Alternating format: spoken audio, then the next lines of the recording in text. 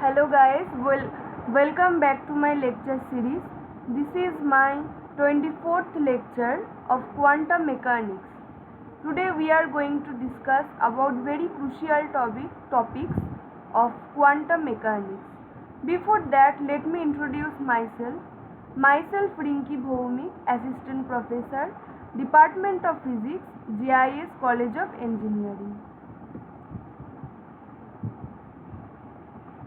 The name of the paper is Physics 2, the paper code PH301. All the lectures are for CSE and IT second year. This is 3 credits and 3 lectures per week. There will be total 36 number of lectures. So in today's lecture, we are going to discuss about the operators, quantum mechanical operator. That is very important topic, quantum mechanical operator. So, and also the well-behaved function, the properties, some properties of the well-behaved function, some eigen functions, eigen values, and also about the commutator bracket and how it actually works and what is the formula of the commutation, that we'll discuss. And again we'll discuss about we'll do some problem regarding commutation relation on momentum, how the momentum operator, when the momentum operator operates in the commutation relation, then how actually it looks and how we can do it, and also the properties of the eigen functions and what are the boundary conditions. So these are the topics which we'll discuss today. So let's start. What is eigenfunction and eigenvalues? The electron is in the form of probability density distribution psi. Then, in a small volume d tau, the probability will be psi square d tau, where d tau is a small volume in 3-dimensional coordinate space dx, dy and dz. Therefore, the total probability in the available space is unity, that is 1. So we can say integration from minus infinity to plus infinity psi square d tau must be 1. Schrödinger equation for a wave is d square psi by dx square plus d square psi by dy square plus d square psi by dz square is equals to minus 8 pi square m e minus v by h square psi. When solved, can give many values for psi. Only those values which satisfy the following conditions are acceptable. First, psi must be finite and single valued for all values of the coordinates x, y and z. Second, psi must be continuous function of the coordinates. When the integration is carried out over the whole space must be finite. Therefore, integration of psi squared d tau from the limit minus infinity to plus infinity must be finite. When a wave function psi satisfies all these conditions, then that function is called as well-behaved function. Such wave functions are called as eigenfunctions. In case of energy, these eigenfunctions are called eigenvalues. In terms of operator A overhead, this well-behaved function can also be understood.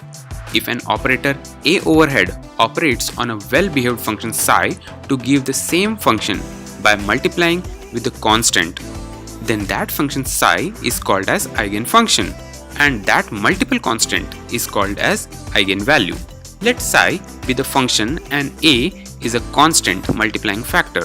Then A overhead psi is equals to A psi. Here psi is the eigenfunction and small a is an eigenvalue. So let's take some examples. Show that sin 2x is not an eigenfunction of operator d by dx, but it is an eigenfunction of d square by dx square. Calculate the eigenvalue. So, for a function to be eigenfunction, operator A overhead psi must be equals to A psi. Let's put the value of operator and function. Therefore, A overhead psi is equals to d by dx of sine of 2x, which comes d by dx sine of 2x is equals to 2 times cos of 2x, which is not equals to a times of psi. Therefore, sine 2x is not an eigenfunction of d by dx. Let's try other operator. So, a overhead psi is equals to d square by dx square sine of 2x, which is equals to d square by dx square sine of 2x. Let's do the first derivative. So d by dx of 2 times of cos 2x, which is 2 times d by dx of cos 2x. Now derivative of cos 2x is minus 2 sin 2x. Therefore this equation becomes minus 4 sin of 2x, which is equals to minus 4 sin of 2x, which can be written as minus 4 into psi. Therefore sin 2x is an eigenfunction of operator d square by dx square, and the eigenvalue is minus 4. Let's take another similar example. Show that the function psi is equals to 8 e to the power 4x is an eigenfunction of the operator d by dx. What is the eigenvalue? For a function to be eigenfunction, operator a overhead psi must be equals to a psi. Let's put the value of operator and function. Therefore, a overhead psi is equals to d by dx of 8 e power to the 4x, which is d by dx 8 e to the power 4x, which is 8 times d by dx of e power to 4x. On taking derivative, it gives 8 into 4 times e to the power 4x, which can also be written as 4 into 8 times of e to the power 4x, which is 4 into psi. Therefore 8 e to the power 4x is an eigenfunction of operator d by dx, and the eigenvalue is 4. If you like this video, please click on the like button and also subscribe to my channel. Now you can buy these beautiful covers for your Samsung Galaxy phones. For purchasing these phone cases, please click on the link given in the description.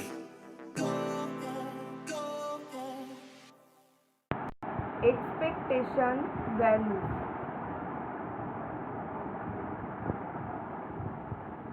So what is expectation value? Means how we can calculate the expectation value.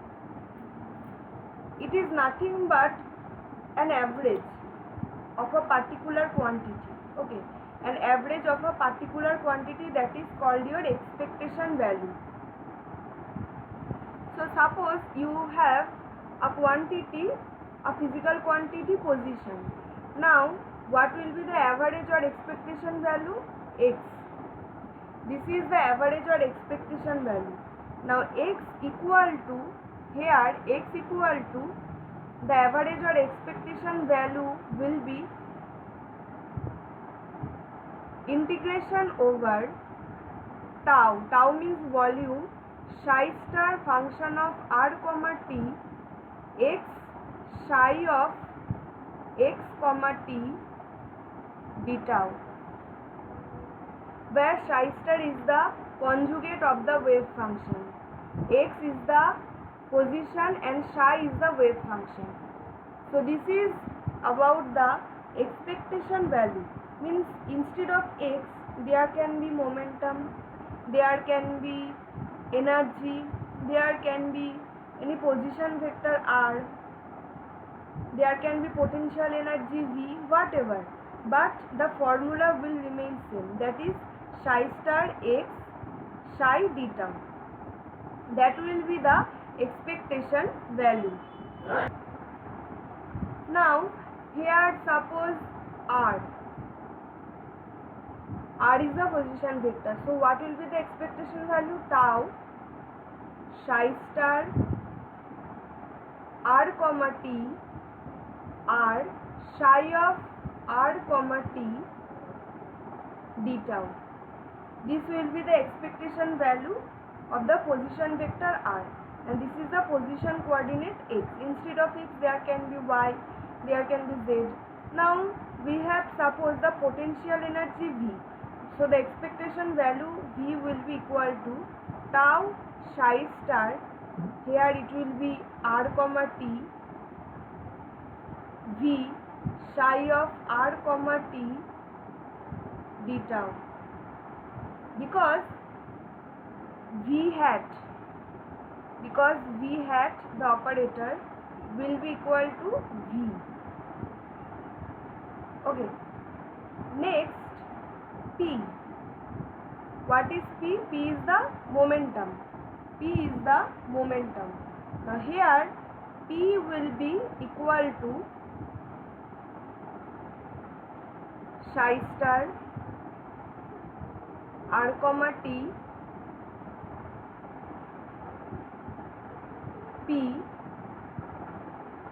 P means, as we know that p cap is equal to minus I h cut nebula.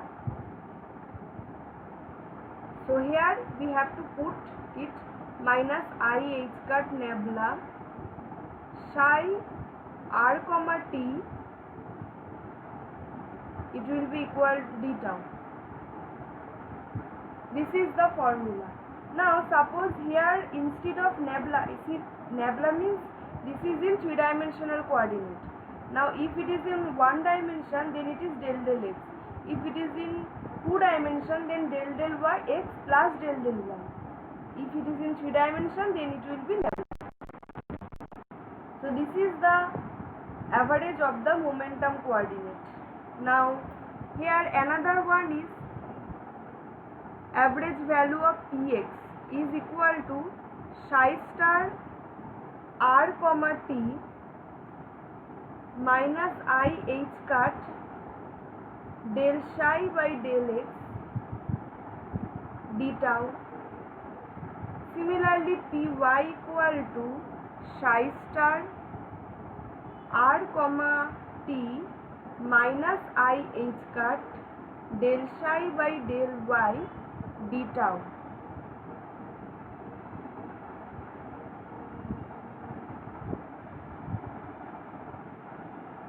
Similarly Pz is equal to psi star r comma t minus I h cut del psi by del z. It will be in bracket d tau. So these are the expectation value. Like the wave function will be given, you have to put the operator, corresponding operator, then you can get the total expectation value of the corresponding operator. Always remember that expectation value is nothing but the average of a particular quantity. Expectation value is nothing but the average of the corresponding quantity. We'll do some example, means some numerical with respect to the expectation value, then it will be more clear. Next is, what is the expectation value? What is the expectation value we already discussed. Now we'll discuss about eigenfunction and eigenvalue.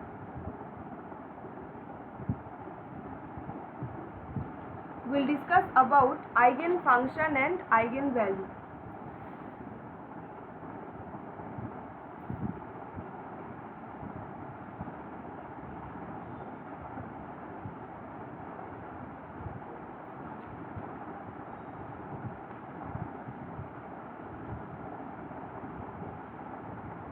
Eigenfunction and eigenvalue.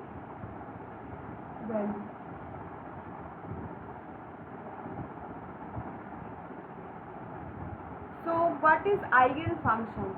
The eigenfunction actually it is the, if an operator, suppose a cap, okay, a cap is an operator, a general operator operating on a function psi, okay, then after this operation, if we get a value, suppose lambda n,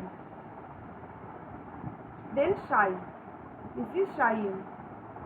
So this value is nothing but the eigenvalue, and this is the eigenfunction. So this is the eigenfunction.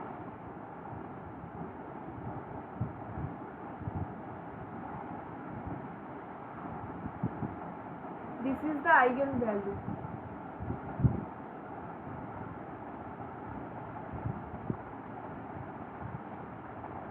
So when an operator operates on an eigenfunction, then the corresponding value will be the eigenvalue, and this is the eigenfunction.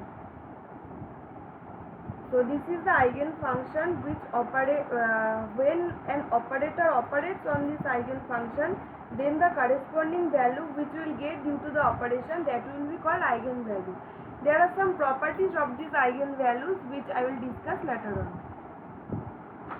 Now suppose a cap okay, a cap psi x, a cap equal to d square dx square, d square dx square. So that means this is the second derivative, and psi x is equal to a e to the power minus 2x.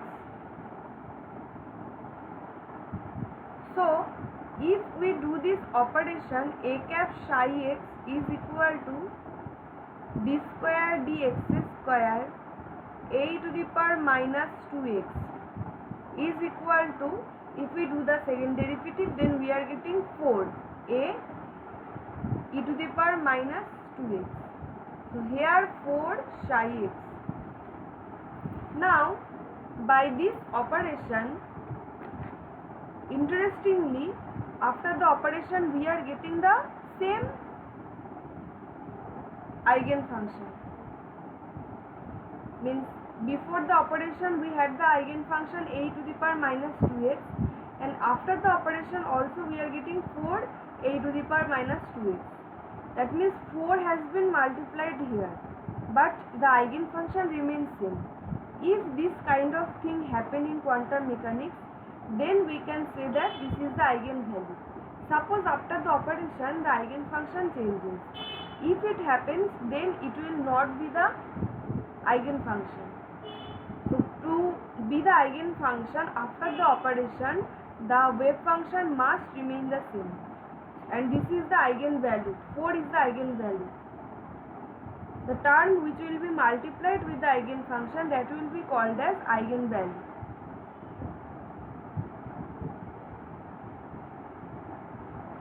So I hope eigenfunction, eigenvalue is now clear. We'll do more problem on eigenfunction, then it will be more clear.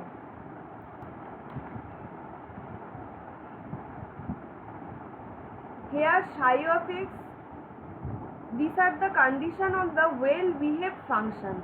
Means psi of x must be single valued and continuous everywhere. Okay, if there is any discreteness at any point, then it never can be considered as single valued, or it never can be considered as well-behaved function. The second condition is psi of x must be square integrable. Now what is square integrable? That means integration over psi of x mod whole square dx, that must be finite. That must be finite. Okay. Third condition is psi of x must remain finite, and psi of x tends to 0 at x as x tends to plus minus infinite, except at some isolated point the derivative d psi by dx should be continuous. Means it's not like only psi of x will be continuous, but d psi by dx, that means the first derivative with respect to the position coordinate, should be continuous except at some isolated point. This is the properties of the to be well-behaved function. Okay. Now here an energy function, an energy eigenfunction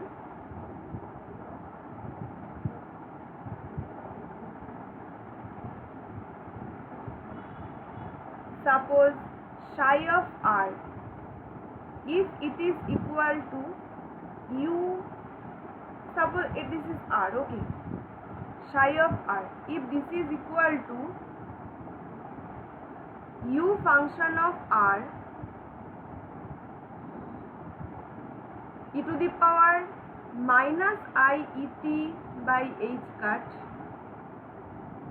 and psi star function of r is equal to u star function of r e to the power into e to the power plus I e t by h cut. Therefore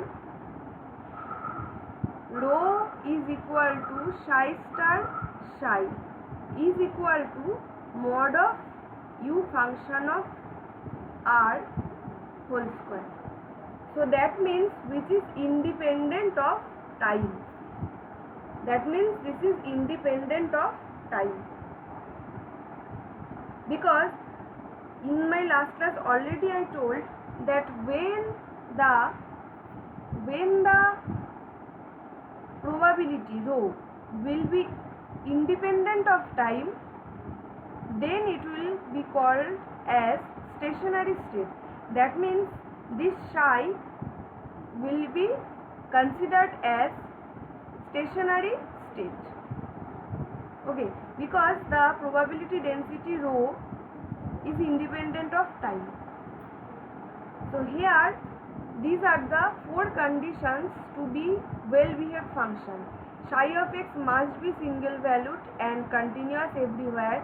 Psi of x must be square integrable. Psi of x must remain finite, okay, finite, and psi of x tends to 0 as x tends to plus minus infinite, and also the except at some isolated point the derivatives dy by dx must be continuous. So these are the conditions for the well-behaved function. Next is angular momentum operator. This is very important, as in our 11-12 from 11-12 we know that L equal to r cross p. So r is the position vector and p is the momentum. So if we do it, then what we are getting? I cap, j cap, k cap, x, y, z, then px, py and pz.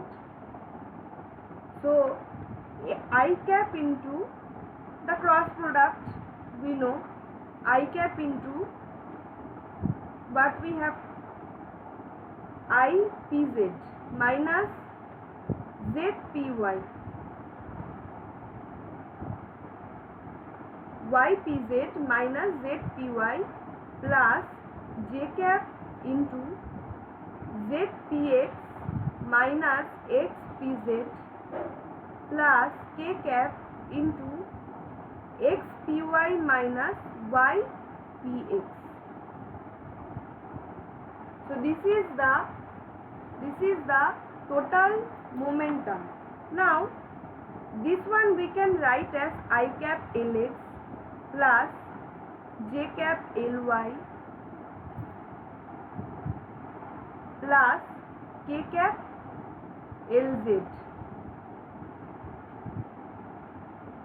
So here we are getting the three components of the momentum operator. First one is Lx, the form is ypz. Now instead of pz here we can write I h cut minus I h cut del del z.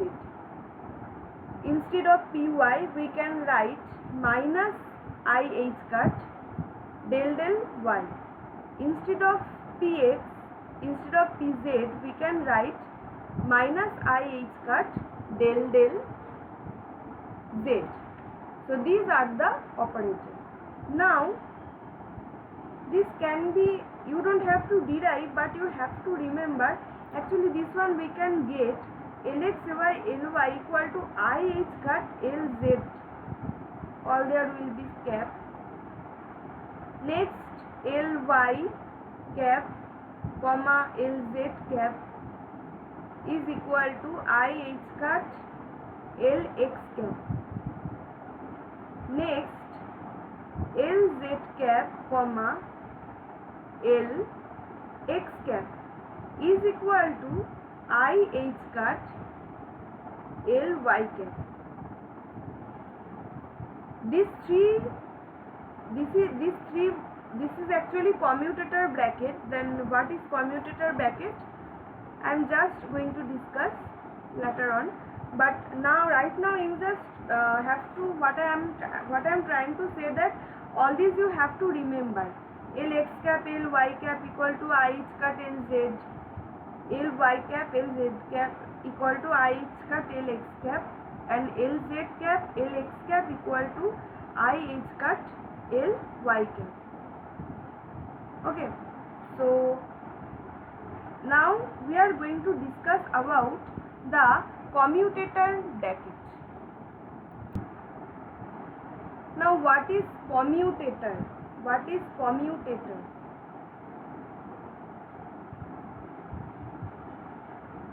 Commutator, suppose we have two operators a cap comma b cap. So it will be equal to a cap b cap minus b cap a cap.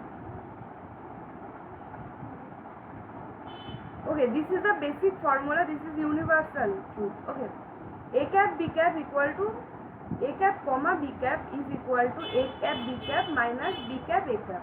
This is about the commutator bracket. Now if a cap equal to x cap, b cap equal to ddx, so therefore x cap comma x comma ddx, this is operating on psi of x. Then what we are getting? X d psi by dx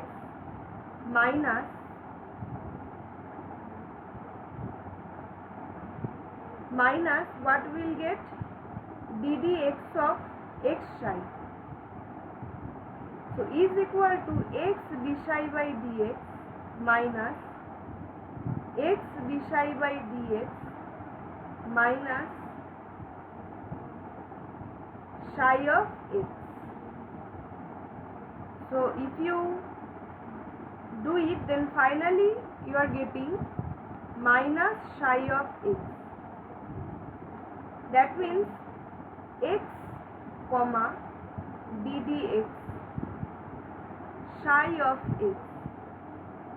From here finally we are getting x comma ddx is equal to minus 1. Minus 1. So by the commutation relation, since x comma ddx not equal to 0, so that means x comma dx do not commute. So by this numerical, what we can conclude, that x comma ddx do not commute.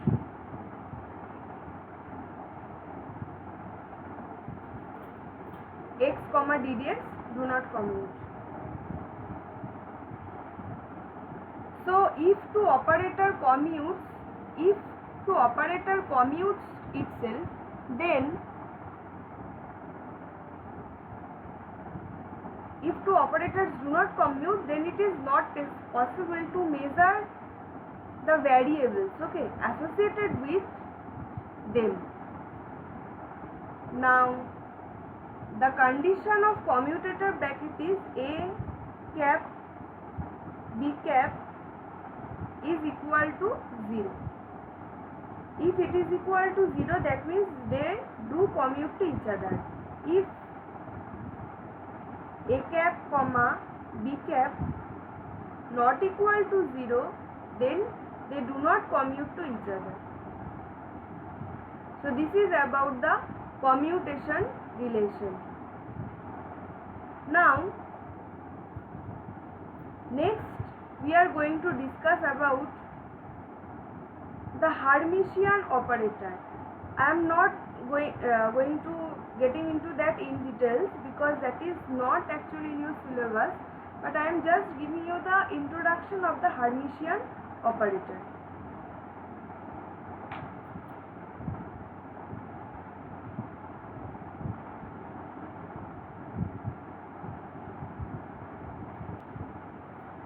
So the last one for today is the Hermitian operator. Hermitian operator.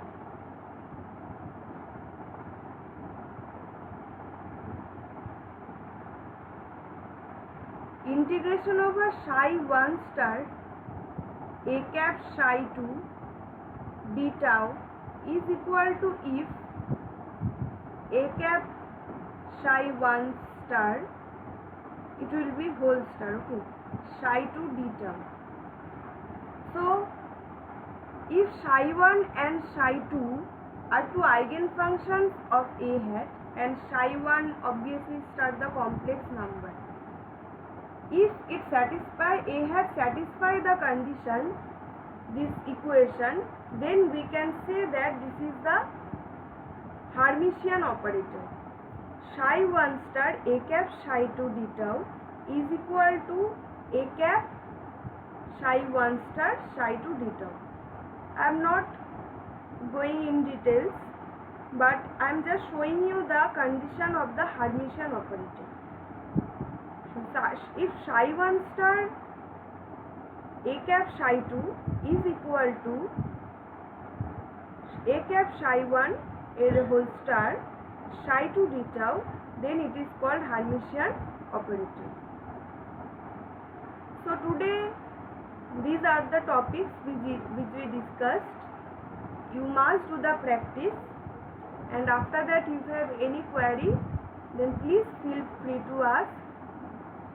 So thank you for today.